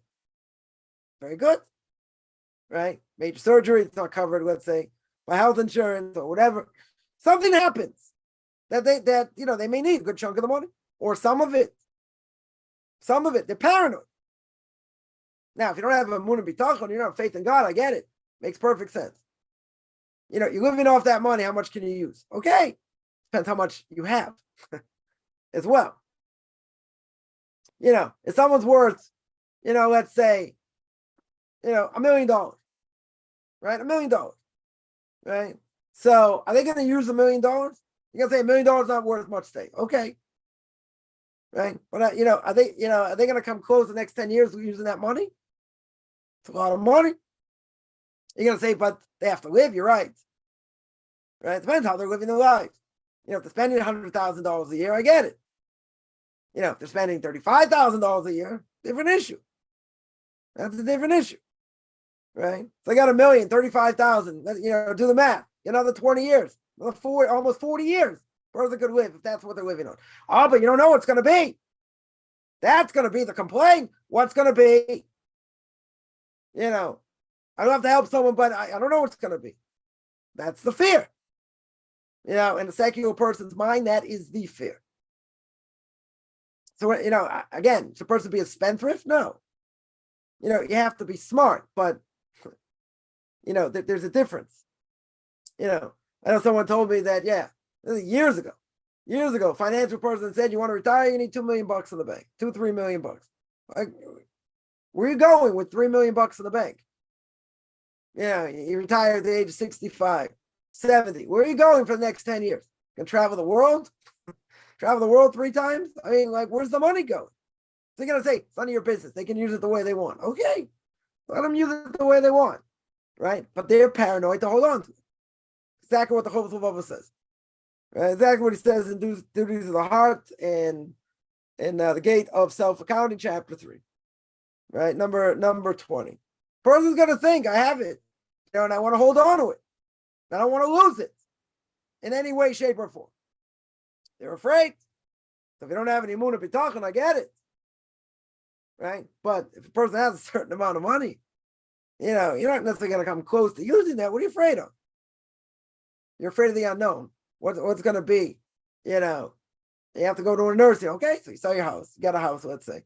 So you sell your house. That's where it goes. Okay. So then you got other money, let's say. So where's it going? people are afraid. People are afraid. You got to be smart. I'm not saying not, but at the same time, you have to have proper belief over here. You're right. So someone says, "Oh, King Solomon says 100%." You don't know what's going to be tomorrow. Okay, you don't know, but because you're in the unknown, and you got again talking about someone, let's say who's got enough money, should have enough money. So what are they afraid of? They're afraid. They don't want to be destitute, right? That's what they're afraid of. So at the same time, you got to be smart, but you have to have more to be talking also. God runs the world. He's the one in charge. He's going to take care of my needs. But I might have to have this operation. My grandmother had wheels, should be a bus. Okay. I ain't going to worry about every little thing. I got to worry about today. Because you don't know what tomorrow's going to bring. Could a person at that age live a lot longer? They could. Not saying that. Not saying they couldn't. But there's a limit here. There's a limit what goes on in the mind. And today, of course, we're in a recession or going into a recession, whatever you want to call it. And people are paranoid. People are paranoid. They want to hold on to their money. But the Pirke Avos says if a person has proper belief, then they understand the money they have is a pikadon. It's given to a person like collateral. If it's given to a person like collateral, they understand God could take it away, so you're not going to worry about it. Even if there's a decree and a person loses it. Even if a person loses it, guess what? It's a decree. But if you understand how money works and how the system works in general, right, and how we look at the bigger pictures, we always say, that's a different issue. Could God take it away? Yeah. He can take it away. So if he takes it away, right, I'll just read what he says, right? I'll read exactly what he says. So he says over here, Duties of the Heart, chapter 3, and the gate of self-accounting, number 20. About 30, I think, altogether, 30 ways. 30 ways to have self-accounting. And he says when a person has money, take this to heart. He's not going to live in fear of losing his fortune. Because if the money remains with him, he'll be forever grateful. He'll be grateful to his creator and he'll praise him. If he loses it, he's going to bear the judgment patiently and accept his decree. Right? That's what he's going to do. He's going to accept it. I spoke about that last week for an hour. Just on that. Right? In other words, if it remains with him, he's going to be happy. He'll be grateful. And if he loses it, he'll bear the judgment patiently, not going to go out of his mind. He's going to accept his decree. He's going to accept the divine decree. What does that mean? A simple explanation, it means God takes it. You have to have the right attitude and say, okay, God took it away. He didn't want you to have it. But I'm left holding the bag now. I'm left with all these things. Okay. He didn't want you to have it now. So he says you got to be patient because you got to see the bigger picture. And now you may have more downs and ups and you might recover, whatever it is. But you have to realize it's a decree. Right? Like someone asked before, isn't that, putting someone in a position, they have total downfall. Is that putting someone in a position they can't handle? No, not in this case. Not in this case. Because if a person has the right outlook, guess what? You're not worried about it. You're worried about other things. Okay. Right? But you understand it's a divine decree. It's a divine decree. So it's a divine decree. Then I have to have the right attitude. Right? How to look at it. So my odyssey for 18 years, I had the right attitude. I'm not going to say it was easy every day by any stretch. But I had the right attitude because, okay, God said I want you to have it. Right? So yeah, there are a lot of ups and downs. A lot of ups and downs. But at the same time, right, well, what was the bottom line? That God's the one in charge. He's totally the one in charge. So if he's the one in charge, he can give, he can take. right? He's got the right to do it based on whatever he says, right? So here you have to realize, okay, person struggling that way, it's a divine decree, total divine decree. If he has it and he keeps it, we're going to be ecstatic.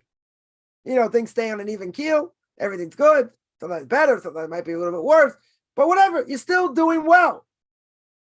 So if the money stays with you, you're going to be very happy. And if you lose it and God takes it away, even if you made a mistake or a serious mistake and whatever, and you end up losing, so that's also part of divine decree. So if that's part of the divine decree, you're going to be sober. You're going to accept it. It might be hard, right? But that's your obligation. That's how we have to view it. So if a person views it that way, says, the Pirke Avos says, duties are hard over there, what's going to happen? You're going to have patience. You're going to accept it as a divine decree. Why are you going to accept it as a decree?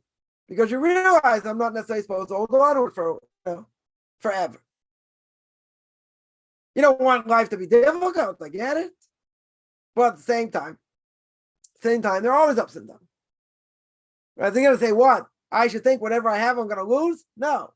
Shouldn't necessarily think that. And you do whatever you can to protect yourself. But guess what? Let's say it happens.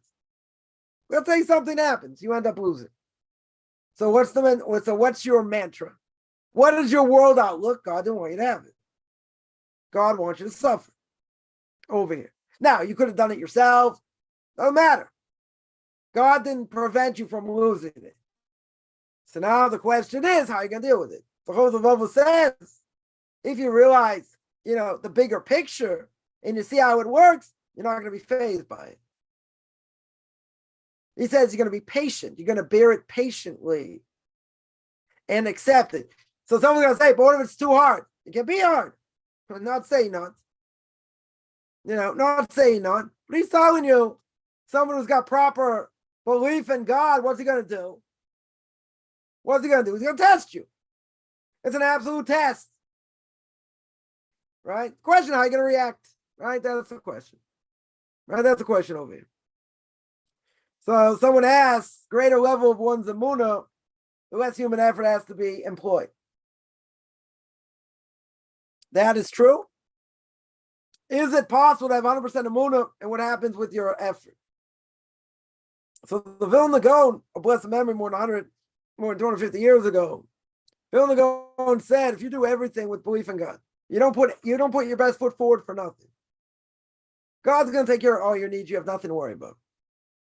But if at some point in your life you did a little bit about putting your best foot forward, that's a different issue. Totally different issue. So if we live with 100% emunah, which nobody does, but if a person will live with 100% emunah, you don't have to make an effort.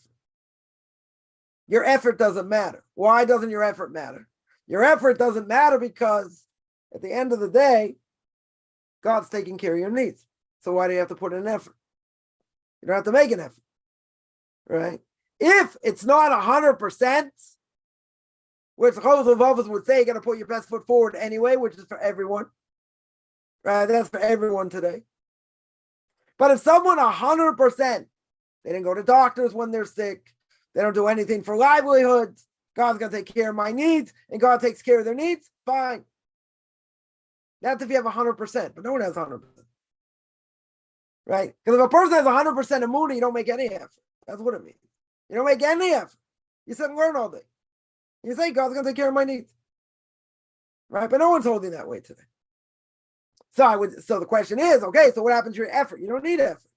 Effort's irrelevant. If your emunah is 100%, you don't make any effort.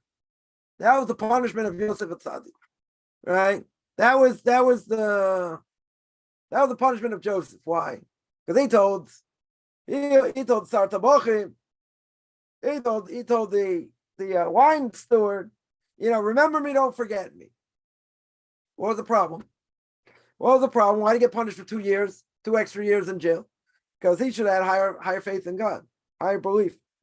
He was on a much higher level. So even though he put it, he's just putting his best foot forward, he shouldn't have done it. Why is he relying on them? He's relying on them for one very simple reason. right? Why is he relying on them? Because he's putting his best foot forward. What's the problem? He's on too high a level. Shouldn't have done that. For any one of us, if we would have done that, that was fine. That'd be fine. He's on a much higher level than Munah Bitachon, belief and faith in God than we are, right? Than all of us combined.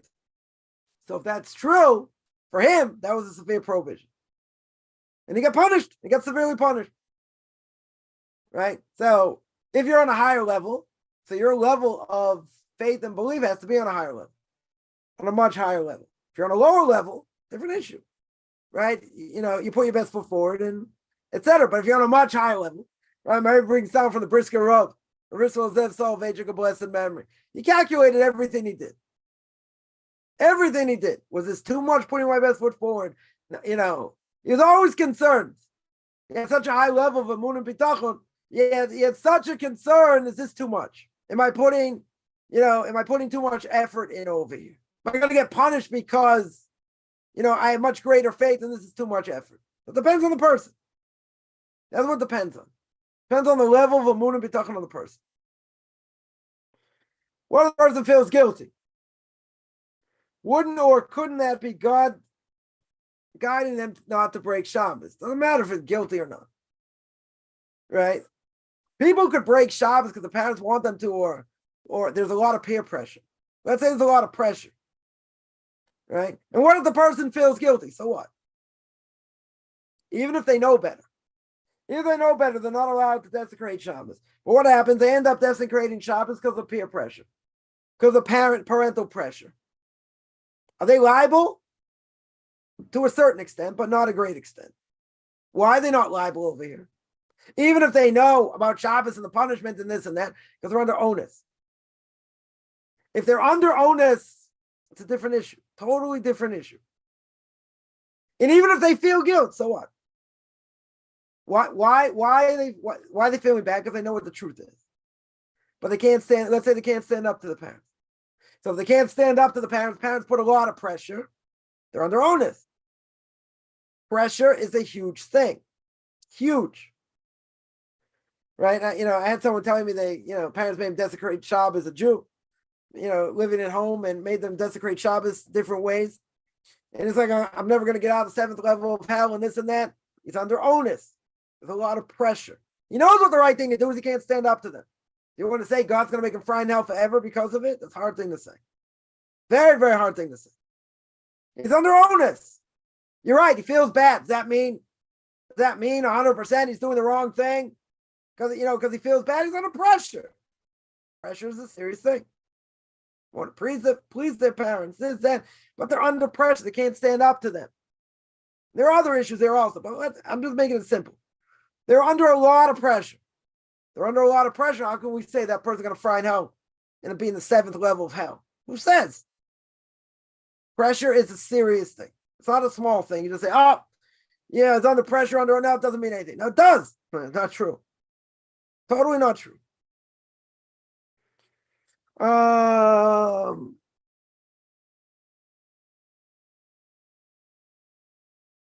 Someone asked the book of 2 Samuel, the curse on David's house, broken when he repented right away. No, it's not occurring today. It's broken. It already broke.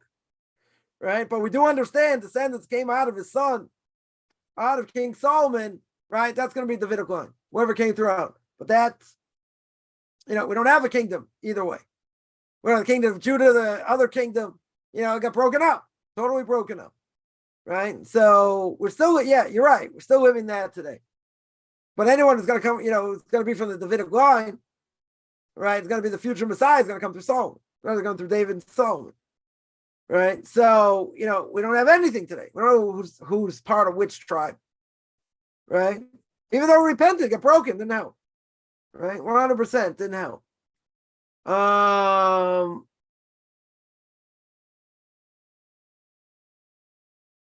Someone asked, okay, the whole thing, why did Samuel 1, chapter 28, verse 7, why did Saul specifically request a woman necromancer? Because I think they had more of a connection to that stuff than men. I think that's one reason. I'll double check that. But I think women were more inclined to do sorcery than men. I think that might be the reason. but I'll double check that. Someone asked, how can you eat food in a kosher Chinese restaurant? Let's say if they offer their business and products to their Buddha. Yeah, if it's not kosher, it's a problem. If you have Chinese workers, Mr. Noah, rabbi gave a rabbinic supervision on a Chinese restaurant, and some of the workers there wanted to give an offering to their god on one of the plates, probably to Mr. Buddha himself. So he said, you want to do it on a plastic plate? Go ahead. On a regular plate, you can't. You're not allowed to. That's idolatry. Right? Right? So if they're the ones cooking the food and they're cooking for, and they're cooking for the sake of Buddha, you're right. It's wrong. Not allowed. Who says they are?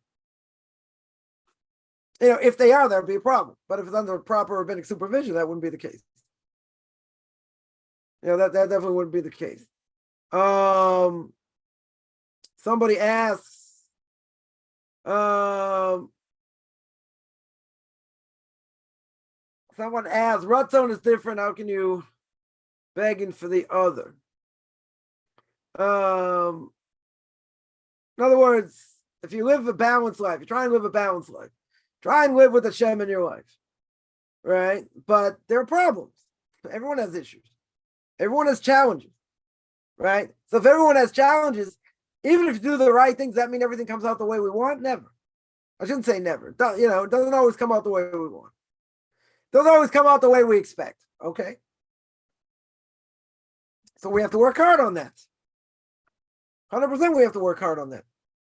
We have to work hard on our faith and belief in God, right? The fact that he runs the world. So a person has to continually pray and say, God, you're the one in charge. I need this, I need that. You continue to pray for things that you need. And if God doesn't answer you today or tomorrow, you keep praying for the same thing, that you need. Doesn't mean God's going to say yes. He can say no. He can say maybe. He can say, maybe in a few months. I don't know, right? But it's hard, right? How do we take a balance? It's very easy when life is easy in general. Very, very easy. Life is smooth. No real problems. But life is all full of problems. It doesn't matter what they are. We're all full of problems. So, even when we have problems and we have difficulties, still got to pray. Still got to keep kosher if you're a Jew. You're still got to go through all these things, right? So, how do you stay balanced? I would say, I always say, make a list of 20 things you're thankful for. 20. I didn't say 10, 20. Think about hardship. Think about the hardships you're going through. I'm not saying we don't have them. We all have them, right? Make a list of what you're thankful for. And then think about what you're going through. I'm not saying it offsets by any stretch, right? But when you understand what you're thankful for, these other things that are difficult, I don't think you think too much, right? I'll give an example. Person's going to say, they're suffering from, livelihood, let's say, right? Throw that out there. People have difficulty, this and that, right? So you put on your list, what are you thankful for? You don't have cancer, right? You don't have cancer. Your body's not being racked in pain. Your heart works. Your brain works. You have a roof over your head, even if you don't own it. You have food, okay. Sometimes better, sometimes not, whatever it is, right? But think about pain. Let's say you're not in pain, in any pain. Go to the hospital, go visit people, see what they go through. And then ask me the question again. And then ask, well, I'm still having livelihood troubles. Would you rather be in chronic pain? Would you rather have cancer?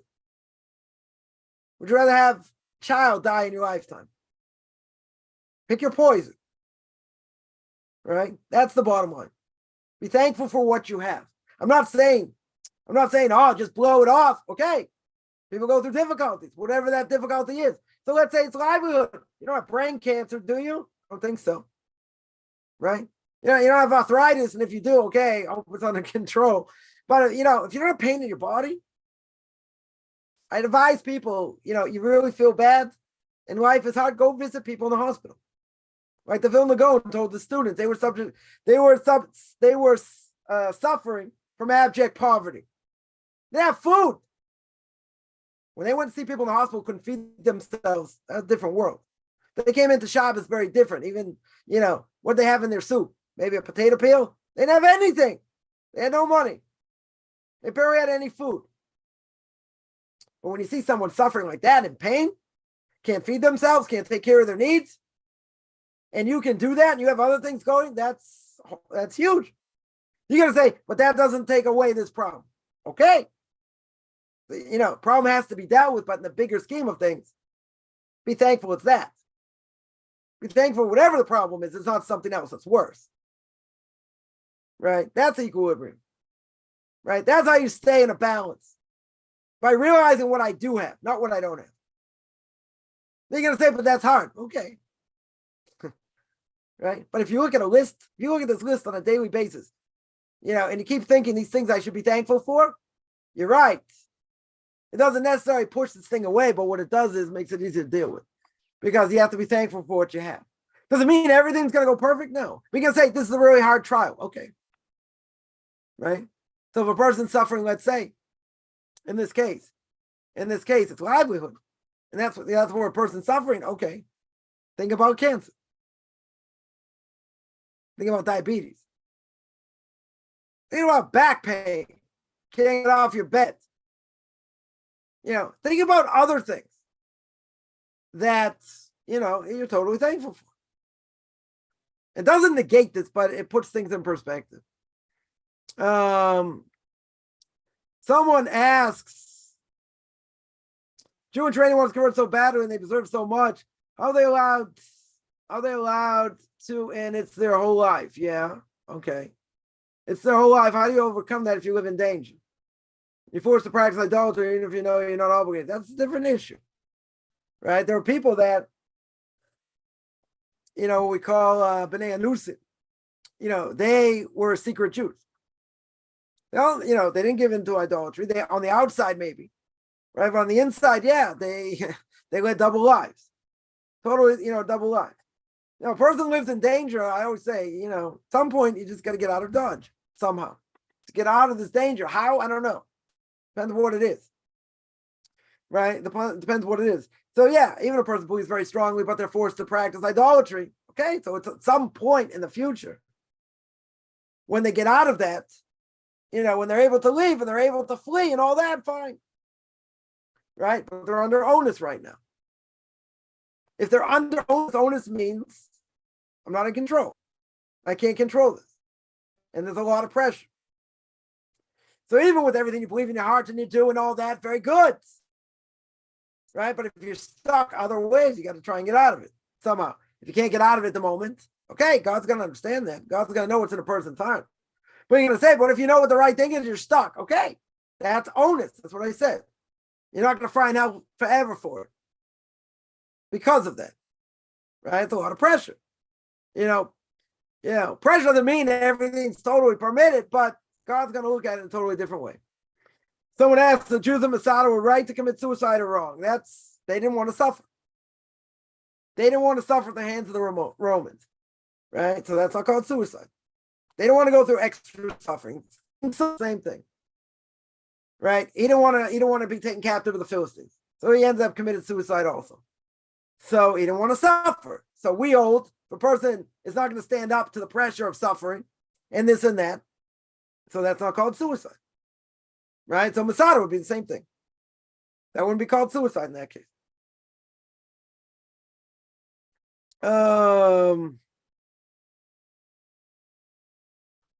Yeah. Any other? That's what I would say. Any other questions? Oh, someone asked before. I missed it. Are there rabbis that have memorized the whole Torah Tanakh? There are some. Definitely some. That have everything, at the command in their hands.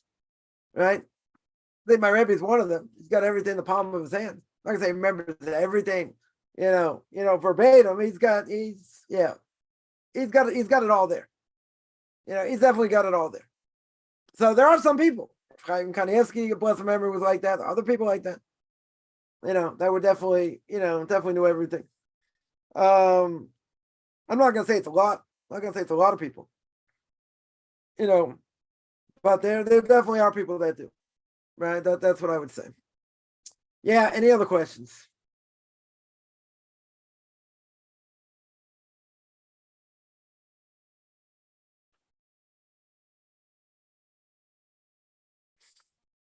All right, I'm going to stop here. I just every Saturday, 2 o'clock Eastern time, 9 o'clock Israel time.